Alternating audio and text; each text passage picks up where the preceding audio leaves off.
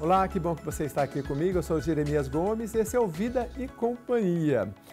Olha, num país onde a saúde é um direito constitucional e o erro médico pode gerar consequências irreversíveis, cada vez mais o direito e a medicina precisam caminhar juntos.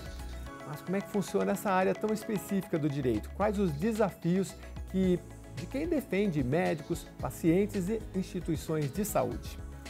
No programa de hoje você vai entender quais são os principais casos que chegam ao judiciário, como é a rotina de um advogado e professor de direito médico e quais os dilemas envolvidos, os dilemas éticos neste universo que é tão complexo. Para conversar com a gente eu recebo o Dr. Silvio Gabriel Serrano Nunes, ele é advogado e é professor em direito médico. Seja bem-vindo, doutor.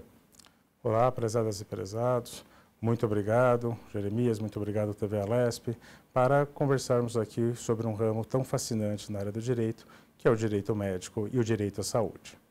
Doutor, primeiro saudá-lo porque o senhor, já conversamos aqui de direito constitucional e eu fiquei bem surpreso de saber que o senhor também nessa área médica atua e já há muito tempo, né? Como é que foi essa sua trajetória? Porque o senhor também atua na filosofia, né?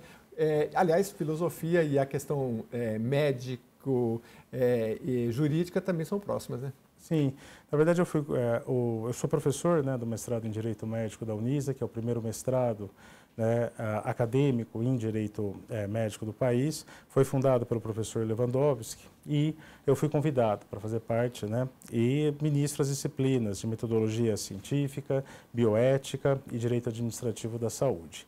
E como foi um pouco essa trajetória, né? Devido à minha formação em filosofia, e especificamente até a minha sub-área da minha formação na USP era ética e filosofia política, também a minha formação como advogado, bacharel em Direito pela PUC, sou especialista em Direito Administrativo da FADISP e acabou, enfim, me levando, né, a ser professor desse primeiro mestrado aí em Direito Médico, esse campo tão fascinante do direito.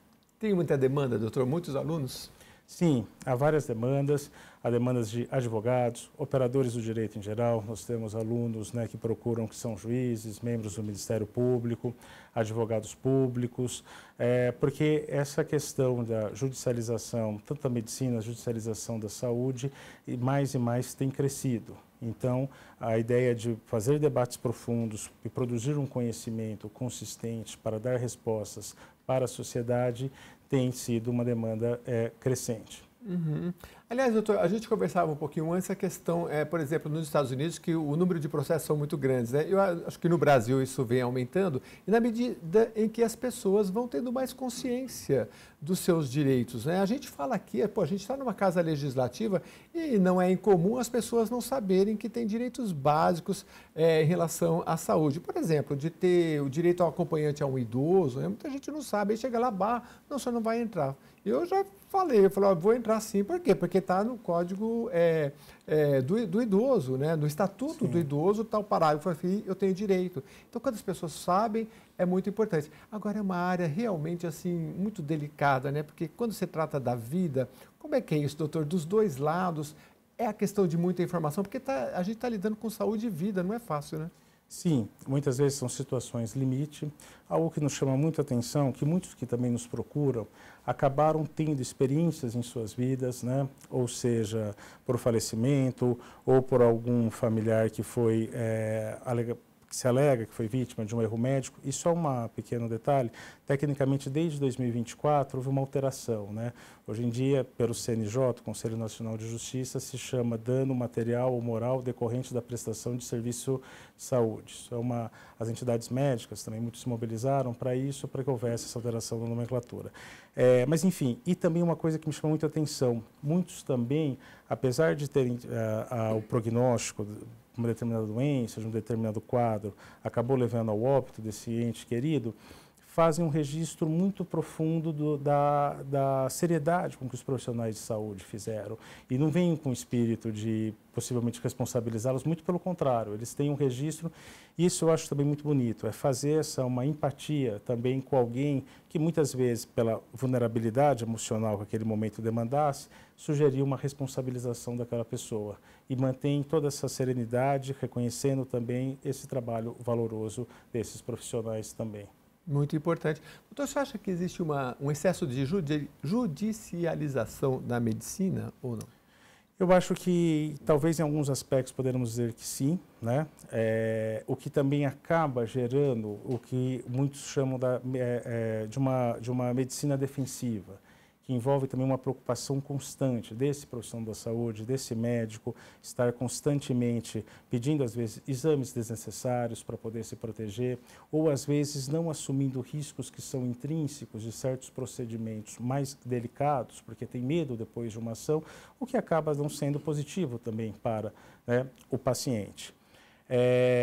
Isso, né, são, talvez, alguns aspectos que ocorram, mas também, até uma crítica também muito comum, hoje em dia muitas pessoas falam, às vezes a gente vai a um médico, a um profissional, né, na área da saúde, e ele sequer olha nos nossos olhos, porque ele fica registrando tudo, quase que uma escrituração obsessiva ali no processo de anamnese.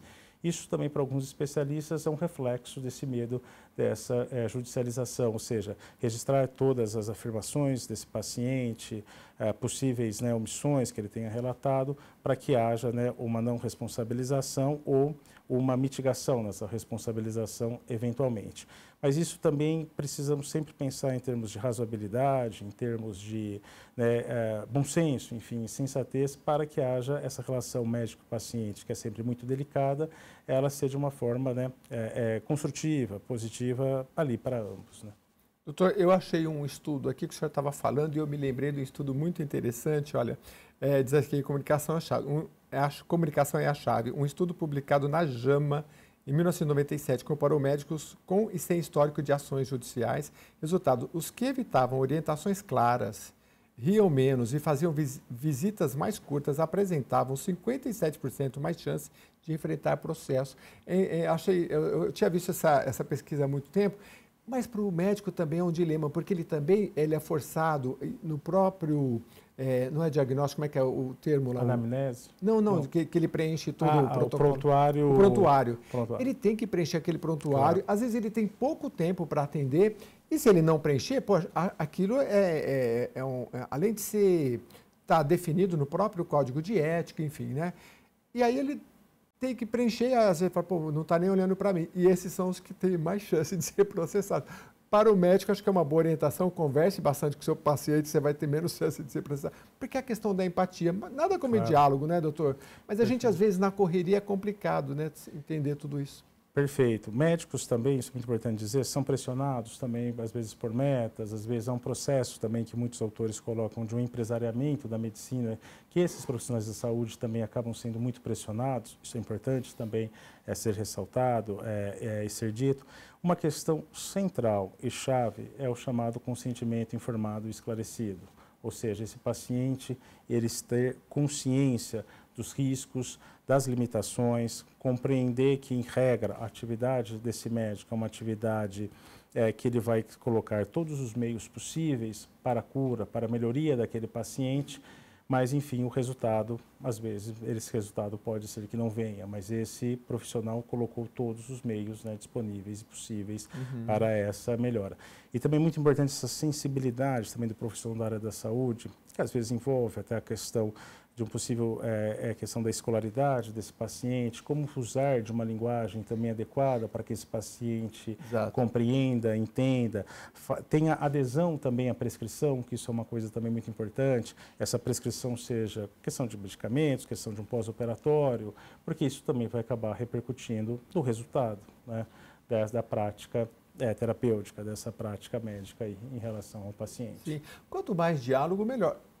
Essas instituições, o senhor vê que elas estão procurando mais diálogo. Eu vou te dar um exemplo prático de conversar com o paciente, de como ele está sendo atendido, digo instituições particulares principalmente, antes e depois, porque é bom ter um retorno. Às vezes você acabou de fazer uma cirurgia e o paciente vai falar, olha, o médico podia ter me indicado que eu tinha que usar uma meia e ele não me falou e eu estava sozinho, não tinha como comprar, e o médico... Aí, às vezes, são pequenas reclamações que, né, o diálogo ajuda a construir uma relação melhor, né? Exatamente. O diálogo, acho que é um ponto-chave, um ponto, né, essencial para essa relação. E essa para justamente ter essa questão dessa adesão ao tratamento, essa confiança, né? E o resultado, se chegar a um bom resultado daquela experiência da relação médico-paciente. Doutor, vamos falar um pouquinho de casos marcantes da carreira jurídica, porque o senhor dá aula e acho que tem algum caso curioso assim em sala de aula que o senhor chegou ou seu, ou de algum colega, ou de algum aluno que passou aí por essa sua experiência? Eu acho que não é bem, eu não diria muito um caso, talvez não curioso, mas um caso que particularmente muito me emocionou, né? Ele faz a pesquisa, e a pesquisa dele é justamente focada não na responsabilização desse profissional da saúde, desse médico. Ele tem, né, a sua filha ali, seu filho, enfim, eu não vou dar muitos detalhes, mas enfim, mas no caso era um aluno ou era um aluno que fez uma pesquisa? Que se está desenvolvendo uma pesquisa. Ah, sim. E que ele trouxe, um caso que essa criança inspira uma série de cuidados, né? Uhum. E são pais extremamente dedicados, uma família muito bonita, muito linda, e que, nesse turbilhão de emoções, ainda teve tempo de pensar na questão do profissional da área da saúde. Isso eu acho, porque, digamos assim, a tentação para uma possível responsabilização, até pela força da emoção desses... E muitas vezes houve quadros ali que evoluiu para uma situação muito delicada, e ele tranquilizava esses médicos profissionais como advogado. Não, eu jamais vou entrar com uma ação, eu entendo a situação de vocês, e ele desenvolve questões como overcompliance, ele trata temas sobre questões de como, né, esses protocolos médicos também, em situações limites, em situações de muita excepcionalidade, o médico tem mais autonomia. Não entrando muito na questão técnica aqui, mas uma coisa que eu achei muito bonita com todo esse turbilhão de emoções, esse pesquisador ainda teve tempo de um exercício de empatia com os profissionais da área da saúde. E acho que esse exercício de empatia talvez é isso que mais nos marca como seres humanos, né? Isso eu achei uma coisa que me marcou muito, essa preocupação que quem está do outro lado. Sim, é porque somos todos seres humanos e a gente tem que ter esse olhar, né, de entender cada um em cada situação. Eu já conversei com muitos enfermeiros, eu brinco com eles, por que vocês estão sempre com a prancheta? Antigamente era prancheta, né? Agora eles usam tipo um tablet desse. Aí ela falou, Jeremias, porque a gente tem que registrar tudo. O enfermeiro, ele tem que registrar que remédio você tomou, a hora que você tomou, como é que você está se sentindo. Aliás, essa questão técnica, o médico também registra no prontuário, mas o enfermeiro tem, né? Então, às vezes, não é uma desatenção. Agora, doutor... Claro, fica à vontade. Eu trouxe aqui uma questão fundamental, que são o relatório da enfermagem. Sim. Muitas ações também são decisivos, né? Esses registros da enfermagem, e até uma das questões da nomenclatura mudar dentre outras razões, de prontuário médico para prontuário do paciente, envolve também essa importância que outros profissionais da área da saúde fazem os seus registros. Então, o relatório da enfermagem, sobretudo, né, em hospitais, essa ética do cuidado, essa preocupação, que é uma profissão essencial, importantíssima na área da saúde, também traz uma série de consequências e importâncias no direito médico. Sim. Aliás, descendo a esses detalhes que eu queria perguntar para o senhor. A gente falou bastante do diálogo de ambas as partes, conversar o máximo que puder com o seu médico, com os especialistas, com os enfermeiros, mas digamos que você vai ter que judicializar. Queria falar um pouco da prova, porque do lado do hospital, ele mantém ali o prontuário, e queria que o senhor falasse se a gente tem o direito ao prontuário e que tipo de prova se o paciente tem que recolher para uma judicialização.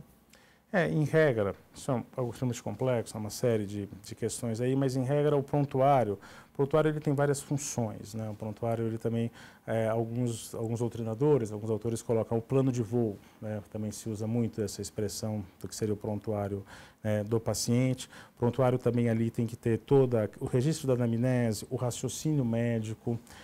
Ele também tem um valor científico para o registro de evolução, por exemplo, de uma doença nova. Então, o prontuário tem uma série de importância. Mas, enfim, muitas vezes na judicialização, no caso, quando há um erro, o que antigamente era chamado de erro médico, hoje, né, esse dano material ou moral decorrente da prestação de serviço de saúde, ele é uma peça-chave para essa questão da judicialização. O paciente aguarda, fica geralmente na instituição, fica ou na clínica ou no consultório, mas o paciente tem o direito à cópia, né? A cópia, em regra, ele tem o direito à cópia desse prontuário. E uma discussão também muito importante nessa sociedade de dados também é essa questão da proteção de dados, né? é uma coisa, é importante se dizer que saímos aí dessa questão do prontuário no papel para um prontuários eletrônicos. Sim. E essa questão é muito importante, que os profissionais tenham extremo cuidado com a Lei Geral de Proteção de Dados, tenham extremo cuidado também com a proteção de dados, que muitas vezes sai até da questão da normativa e passa por uma cultura de governança, uma cultura também dessa proteção. É importante se registrar que hackers, né, atentados contra dados, alvos preferenciais, além de instituições financeiras, né, por esses motivos óbvios, também instituições ligadas à saúde. Por quê? Porque, em regra, dados de saúde são dados sensíveis. E o que são dados sensíveis? Dados sensíveis são aqueles que conceitualmente podem ter um potencial discriminatório. Ou seja, vai colocar essa pessoa numa situação de uma vulnerabilidade, de um constrangimento maior. Então, é muito sério e é muito importante, na questão dos prontuários, né, essa governança, esse respeito à legislação de proteção de dados. Não, essa questão de dados daria para fazer vários programas, porque, começando pela questão de que, se você fornece poucos dados da sua saúde, você também vai ter pouco retorno do que aquela instituição pode lhe ajudar com isso, né? Inclusive, a gente tem que evoluir bastante, tanto no SUS, como na iniciativa privada, para ter um histórico, né? Porque se o médico tem um histórico maior da gente, ele sabe. Agora, tem várias questões, né, doutor? Porque, por exemplo, uma empresa pode, se ela chegar a ter acesso aos seus dados médicos, esse eu não quero porque ele tem um diagnóstico que daqui a 10 anos ele pode ter uma doença que vai dar problema. Isso é complicado e grave, né? Então, sim, dentro do direito, essa questão que o senhor falou de ter muitos cuidados dos dados nossos, principalmente questões médicas, o guardião disso é sempre a instituição, não é médica, né? Sim, em regra sim, né, a instituição. Agora que uma questão que também é extremamente importante se dizer, hoje em dia se fala muito da questão de um prontuário único, com todo o histórico, em que se ganharia em eficiência, em que você poderia aplicar, inclusive, né, mecanismos de inteligência artificial que poderia levar a diagnósticos mais precisos. Alguns falam que poderia até se calculasse, saber o dia de nossa morte, enfim. Está muito avançado a coisa. Coisas muito até um pouco, digamos, assustadoras, né? Que são parentes, quando eu fazia filosofia, né? Há um autor que falava que Urânia, que era a deusa da matemática e da estrela, e dos astros, os deuses tinham pena dela porque ela calculou o dia de sua morte. Então, quer dizer, se hoje em dia a gente avança... Se um dia a gente avança para poder saber o dia de nossa morte, com isso eu acho também algo, enfim. Enfim, não, é uma questão filosófica interessante, porque nesse ponto é bom o mistério, né? Não saber, claro, né? Aliás, dentro da mitologia tem muito dessas coisas, né? De prever o futuro, né? E realmente a gente não quer, não. Não quer que essa tecnologia avance dessa forma, não. E também, a gente não pode esquecer, em termos também filosóficos, que é uma relação de poder também, a relação médico-paciente.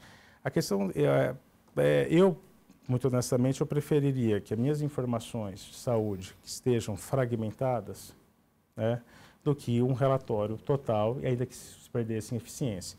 Uma sugestão de um filme, que é um exemplo histórico para se ver essa preocupação, a centralidade de prontuários médicos, naquela época se chamava bem prontuários médicos, de notificações compulsórias durante o regime nazista, foi uma parte importante para uma das práticas mais abomináveis, que foi o projeto T4.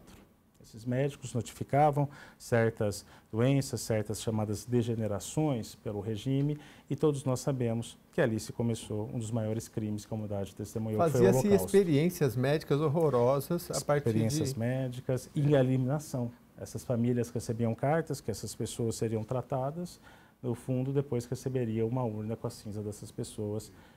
Enfim, um dos crimes mais bárbaros que a humanidade conheceu. E eu vi também toda essa gestão dessa quebra e desse mau uso de dados, né, de informações da medicina. Eu gosto muito de trazer esse exemplo para que as pessoas tenham consciência da seriedade e da complexidade e da sensibilidade que tem esses dados na área da saúde, né, que em momentos que não se vive numa democracia, num Estado democrático de direito e marcos de governança e marcos normativos sólidos, pode ocasionar o horror e a barbárie. E nesse campo da proteção de dados, a gente tem que evoluir muito. Inclusive, a gente está numa casa legislativa e muito dessas questões, o senhor sabe, que são federais, mas temos que ter realmente esse olhar, porque os nossos dados estão muito vulneráveis de todos, né? Eu comentava com o senhor num caso de uma pessoa que, primeiro, a empresa pede todos os dados para depois falar da proteção de dados. Está errado, né, doutor? Tem que estar na capa, né? Como é que eu trato os seus dados? Para depois eu pedir seu CPF, seu endereço, nome, né? Enfim. Sim. E acho que na área da medicina é mais sensível ainda. E também, uma das centralidades para se pensar em proteção de dados é essa questão do consentimento. Mas que consentimento nós temos se geralmente um serviço ou algo é simplesmente barrado por uma tela se nós não damos esse consentimento? Isso também é extremamente complicado. Se preocupar também com essa retratabilidade, estou falando em geral, em proteção de dados, né? Você poder a qualquer momento se retratar sobre esse consentimento, mas enfim, são questões extremamente complexas que envolvem praticamente todos os setores, né, de nossa vida, a questão de dados. E na área da saúde, na área médica, é algo extremamente sensível, complexo e que demanda uma extrema atenção. Agora, doutor, para esclarecer nossa audiência, que a gente está falando aqui do direito médico, está falando um pouco da profissão, mas para aproveitar e esclarecer sobre o prontuário é um direito. E a gente falava lá atrás sobre prova. Então, passei pelo médico, seja no SUS ou seja no particular, eu posso passar, eu peço aqui para o médico, para a recepcionista, eu quero um prontuário meu. É uma cópia, né? Uma cópia. O direito é uma cópia desse prontuário. No caso de uma negativa, isso pode ser judicializado, isso para se ter, né, essa prova. E também, um outro aspecto muito importante para a prova é a perícia, né? Geralmente esse prontuário ele acaba sendo periciado por um outro profissional na área da saúde e ali, enfim, conforme as alegações, né, enfim, da pessoa que faz uma ação, que inicia uma ação, e em regras bem gerais, né, assim que se forma esse conjunto probatório. A gente não quer levar tudo nos mínimos detalhes, mas assim, ao mesmo tempo em que a população faz essa demanda, há também não é criar um medo, mas uma responsabilização, porque a gente que já passou pelo médico, a gente sabe que a gente conversa com o médico, eu já conversei com o médico e falei, olha, estava acompanhando um familiar, falei, olha, por que deu A, B, C, D e E? O médico falou, não deu, não. Eu falei, deu, não deu, estava no papel. Ah, deu. Então, porque estava no papel, a enfermagem tinha colocado, né? Então, você tem ali um papel dizendo, não, o que ela tomou. E o prontuário é isso, na hora que ele chegou, o que ele tomou, o que ele tinha, tudo, está tudo ali. A gente falava de prova, doutor, só para encerrar esse capítulo, então. Para a gente ter, então, o prontuário é uma prova importante, né? Sim. E dá para dizer mais alguma coisa? Porque a instituição tem os documentos muito a favor dela. Se você faz uma cirurgia, você não tem gravação daquilo, você não tem nada. Então, você tem o sintoma, né? E aí vai para a perícia. Geralmente, acho que o juiz determina muito pela perícia, né? Exatamente. A perícia também é um papel extremamente importante, mas essa perícia também, em regra, ela também solicita, ela também vê, ela analisa, né, esse prontuário, esse relatório clínico. As anotações da enfermagem são extremamente também importantes, né, nesses casos. E também se pede muitas vezes exames complementares, novos exames, para ver eventual consequência de uma sequela, de uma lesão, enfim, a depender do caso, né. Entendi. Doutor, quando a conversa boa passa muito rápido, eu queria que o senhor falasse um pouquinho ainda do papel da bioética nesses casos complexos, que o senhor é especialista na área ali, no professor de mestrado, né? Mas vamos terminar com isso, e se o senhor quiser complementar, fica à vontade, mas a minha questão última é essa, o papel da bioética nesses casos mais complexos. Eu acho que o papel da bioética é um papel essencial, é um papel que mais e mais as pessoas têm que ter consciência. É muito importante as comissões, né, de ética, de bioética, de hospitais, de clínicas, e também uma nova área também que invariavelmente dialoga com essas questões de bioéticas, também comissões de integridade, comissões de compliance também, porque isso dá balizas, isso gera questão de boas práticas, isso gera, e também não tendo sólidos, né, valores de bioética, tendo enraizado a consciência numa instituição por seus profissionais e também regras de boas práticas, de compliance, você evita muita coisa, você evita muitos, né, problemas. E sempre lembrando que evitar, né, consequências jurídicas é o melhor para todo, é melhor para o paciente, é melhor para o médico. Então, são fundamentais essas comissões de bioética. Elas também têm que ter um caráter, né, importante, consultivo, né? O profissional de saúde não pode ter medo de consultar uma comissão de bioética, a depender de um novo caso, se consagrar o que são boas práticas, eliminar práticas que são ruins. Nem tudo tem que ser necessariamente sancionado. Também, claro, o que é indevido, obviamente tem que ser sancionado, mas também se tirar lições. Isso é muito importante também.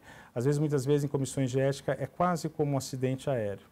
A forma de se honrar as vítimas é se aprender lições sobre aquilo, sem prejuízo de chegar a responsabilizações, mas se tirar lições para que no futuro, né, outras pessoas não sofram, né, de determinados males. Doutor, quem quer seguir nessa área, porque o direito é tão amplo, né? Eu me lembro de um professor que falou, olha, não menosprezando outras áreas, né? Mas olha, no direito por baixo, você vai ter pelo menos 10, acho que o exame da ordem, que eram 10 disciplinas, agora são 12, 15, é um negócio absurdo. É tributário civil, direito processual civil, administrativo e por aí vai. Mas quem quer entrar nessa seara, o que o senhor diz para fazer um mestrado, enfim? Olha, eu fiz uma graduação, enfim, na área do direito, né? Posteriormente há vários cursos de especializações, né? Também nessa área de direito médico e recentemente, né, temos aí, né, um mestrado acadêmico onde se aprofunda mais aspectos conceituais, aspectos mais doutrinários sobre a questão do direito médico. Eu acho que é uma área em expansão, é uma área que tende mais e mais a crescer devido também a essas necessidades da sociedade por mais informação e maiores serviços de qualidade. Olha, a gente conversou aqui com o Dr. Silvio Gabriel Serrano Nunes, é advogado, é professor de direito médico, também atua na área do direito constitucional, já nos deu entrevista aqui também, e na área da filosofia. Então, doutor, é sempre um prazer, venha mais vezes para ajudar a população com esses conceitos tão importantes. Obrigado mais uma vez. Eu que agradeço, uma imensa honra e alegria. Muito obrigado. A gente vai ficando por aqui. Muito obrigado pela sua companhia também. Mande as suas sugestões de temas e para que você possa também rever esse programa, é só entrar no YouTube lá na Alesp e está tudo lá, tá bom? Até a próxima edição. Eu sou Jeremias Gomes. Obrigado pela sua companhia.